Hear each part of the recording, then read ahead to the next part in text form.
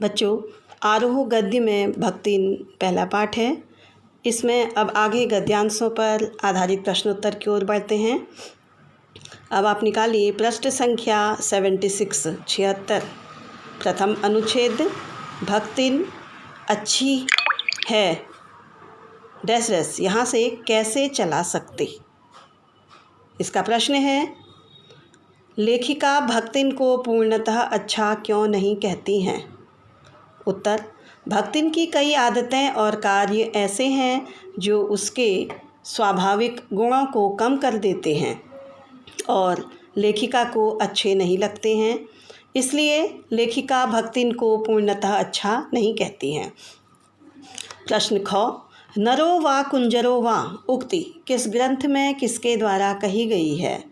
उत्तर, यह उक्ति महाभारत ग्रंथ में युधिष्ठिर द्वारा कही गई है। प्रश्न ग, भक्तिन के जीवन का प्रमुख कर्तव्य क्या है। उत्तर, भक्तिन के जीवन का प्रमुख कर्तव्य अपनी मालकिन लेखिका को प्रसन्न रखना है।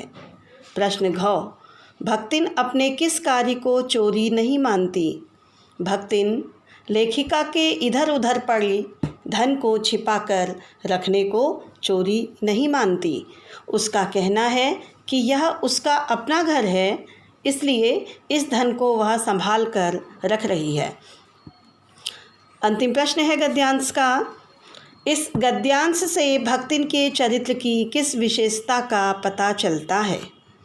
इस गद्यांश से पता चलता है कि भक्तिन अपनी बात पर दृढ़ रहने वाली, बोलने में चतुर, सरल सीधी, व्यवहार कुशल तथा स्थिति के अनुसार कटु एवं मधुर बात करने में कुशल महिला थी। इसके बाद एक अंतिम अनुच्छेद आता है पृष्ठ 80 में 5वां अनुच्छेद है, भक्तिन के संस्कार ऐसे हैं। यहाँ से पैराग्राफ समाप्त होने तक काम ही नहीं चल सकता, यहाँ तक। इसमें प्रश्न है क, कारागार की तुलना किससे की गई है। उत्तर है, कारागार की तुलना यमलोक से की गई है। प्रश्न ख, भक्तिन किस से डरती है। उत्तर, भक्तिन कारागार से डरती है। प्रश्न ग, भक्तिन की किस कमजोरी पर सब उसे चिढ़ाते हैं। भक्तिन जेल से डरती है, इसलिए उसकी मालकिन लेखिका के जेल जाने की आशंका बता बताकर सब लोग उसे चिढ़ाते हैं। प्रश्न घ, डरकर भक्तिन लेखिका से क्या पूछती है। उत्तर, डरकर भक्तिन लेखिका से पूछती है कि वह अपने साथ क्या सामान रखे जिससे वहाँ लेखिका को कोई असुविधा न हो और सेविका के मूर्ख होने के ताने उन्हें ना सुनने पड़ें। अंतिम प्रश्न है गद्यांश में। इस गद्यांश में भक्तिन के चरित्र के किस गुण का पता चलता है। इस गद्यांश से भक्तिन के सच्ची सेविका होने के गुण का पता चलता है, क्योंकि भक्तिन हर सुख दुख और विषम परिस्थिति में भी अपनी मालकिन लेखिका का साथ नहीं छोड़ना चाहती है। बच्चों, अब पाठ पर आधारित अभ्यासजी प्रश्नों पर आते हैं। इसमें जो महत्वपूर्ण प्रश्न हैं उन प्रश्नों को मैं आपको करा रही हूँ। प्रश्न पहला है, भक्तिन अपना वास्तविक नाम लोगों से क्यों छुपाती थी। भक्तिन को यह नाम किसने और क्यों दिया होगा। इसका उत्तर है, भक्तिन का वास्तविक नाम लक्ष्मी था, जिसका अर्थ होता है धन की देवी। लेकिन इसके विपरीत वह एक गरीब महिला थी। लोगों के उपहास से बचने के लिए वह अपना वास्तविक नाम सबसे छुपाती थी। जब लक्ष्मी लेखिका के घर सेविका का कार्य करने आई तो वह गेरुए वस्त्र पहने और गले में कंठी माला धारण किए हुई थी। उसकी साधुओं जैसी वेशभूषा को देखकर ही लेखिका ने उसे भक्तिन नाम दिया। पाठ के आधार पर चौथा प्रश्न है और यहाँ दूसरा प्रश्न, भक्तिन की किन आदतों और व्यवहार को लेखिका दुर्गुण मानती हैं। बच्चों, कई प्रश्न मैं थोड़ा बहुत बदल कर लिखा रही हूँ क्योंकि परीक्षा में कई बार ऐसे एक ही प्रश्न बदल कर आता है, लेकिन उसके साथ में आपके पाठ में वह कौन सा प्रश्न है यह भी बता दूँगी। तो इसमें प्रश्न है, भक्तिन की किन आदतों एवं व्यवहार को लेखिका दुर्गुण मानती है। ये आपकी आरोह गद्य भक्तिन पाठ में चौथा प्रश्न है। भक्तिन में गुणों की कमी नहीं है, वह बड़ी कर्मठ, ईमानदार तथा दयालु महिला है। उसके गुणों का सम्मान करते हुए लेखिका कहती हैं कि उसमें कई आदतें ऐसी भी हैं जो अच्छी नहीं मानी जाती।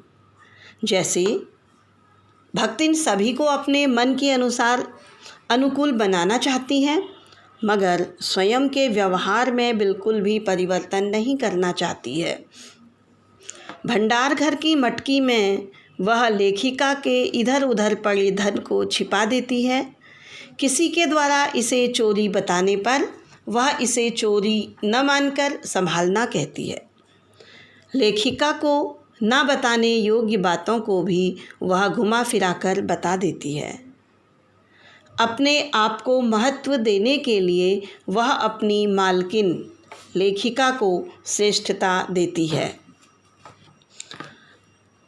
प्रश्न तीसरा है, भक्तिन द्वारा शास्त्र के प्रश्न को सुविधा से सुलझा लेने का क्या उदाहरण लेखिका ने दिया है। उत्तर, लेखिका द्वारा भक्तिन को सर मुंडवाने से मना किए जाने पर भक्तिन ने शास्त्र का उदाहरण देते हुए कहा कि उसमें लिखा है, तीरथ गए मुडाए सिद्ध।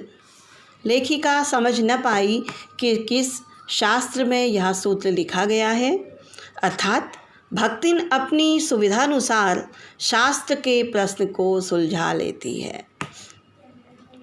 प्रश्न चौथा और आपकी किताब के आधार पर छठा प्रश्न, भक्तिन ने लेखिका को देहातिन कैसे बना दिया, या भक्तिन के आ जाने से लेखिका देहातिन कैसे बन गई।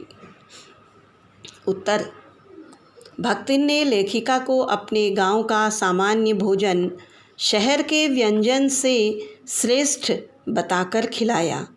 जैसे मक्के का रात को बना दलिया, सुबह मट्ठा डालकर, बाजरे के तिल लगाकर बनाए ठंडे पुए, ज्वार के भुट्टे की खिचड़ी तथा महुए की लपसी को शहर के हलवे से अधिक श्रेष्ठ बताकर खिलाया। लेकिन स्वयं शहर का रसगुल्ला भी नहीं खाया। अपने देहात की कई दंत कथाएँ उसने लेखिका को सुनाई, मगर स्वयं शहर में रहकर भी शहर का शिष्ट व्यवहार नहीं सीख पाई। इन सभी कारणों से लेखिका कहती हैं कि भक्तिन ने मुझे अधिक देहाती बना दिया। पांचवा प्रश्न है, लेखिका भक्तिन और अपने बीच सेवक स्वामी का संबंध क्यों स्वीकार नहीं करती हैं।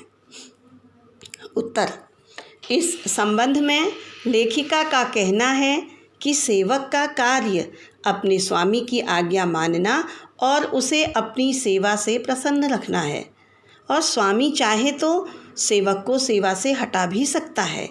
लेकिन इसके विपरीत भक्तिन अपनी इच्छानुसार कार्य करती थी तथा किसी कारणवश लेखिका के नाराज हो जाने पर बुरा भी नहीं मानती थी। स्वयं लेखिका भी भक्तिन के बगैर स्वयं को अधूरा मानती थी, क्योंकि भक्तिन एक सेवक नहीं बल्कि परिवार के बुजुर्ग की तरह लेखिका तथा अन्य सभी का ध्यान रखती थी। इसलिए लेखिका भक्तिन तथा अपने बीच सेवक स्वामी के संबंध को स्वीकार नहीं करती हैं। प्रश्न संख्या 6, लेखिका के परिचितों के प्रति भक्तिन का क्या व्यवहार रहता है? उत्तर, भक्तिन लेखिका के परिचितों को वैसा ही सम्मान देती है जैसा वे लोग लेखिका को देते हैं, तथा जितना स्नेह लेखिका परिचितों के प्रति रखती है उतना ही स्नेही व्यवहार भक्तिन भी उन लोगों के प्रति रखती है। प्रश्न संख्या 7, ये आपके पाठ के आसपास में प्रश्न भी हैं। अर्थ स्पष्ट करें। क, पहली कन्या के 2 संस्करण और कर डाले। अर्थ, संस्करण प्रतिलिपि या डुप्लीकेट को कहते हैं। भक्तिन ने भी पहली कन्या के बाद उस जैसी ही 2 अन्य कन्याओं को जन्म दिया था, इसलिए कहा गया कि पहली कन्या के 2 संस्करण और कर डाले। ख है, खोटे सिक्कों की टकसाल जैसी पत्नी। अर्थ, सिक्के ढालने का स्थान टकसाल है। पुराने समय में बेटे को खरा सिक्का और बेटी को खोटे सिक्के की तरह माना जाता था। भक्तिन ने एक एक कर 3 कन्याओं को जन्म दिया था, इसलिए उसे खोटे सिक्कों की टकसाल जैसी पत्नी कहा गया। गौ, अस्पष्ट पुनरावृत्तियाँ और स्पष्ट सहानुभूतिपूर्ण। अर्थ है, अपने पिता की बीमारी का सुनकर जब भक्तिन मायके पहुंची तो गांव वाले उसे देखकर धीमी आवाज़ अस्पष्ट रूप में कह रहे थे, हाय लक्ष्मीन अब आई। उनके धीमे स्वरों में भक्तिन के प्रति स्पष्ट सहानुभूति थी, मगर घर पहुंचकर जब भक्तिन ने पिता की मृत्यु के बारे में सुना तो उसे वही स्वर स्वयं के लिए उपहासजनक लगे। बच्चों, अब आज आपका यहाँ पर गद्य में पहला पाठ भक्तिन यहीं समाप्त होता है। आप लोग स्वस्थ रहिए, कुशल से रहिए और अपनी पढ़ाई की ओर ध्यान लगाते रहिए। Okay, bye.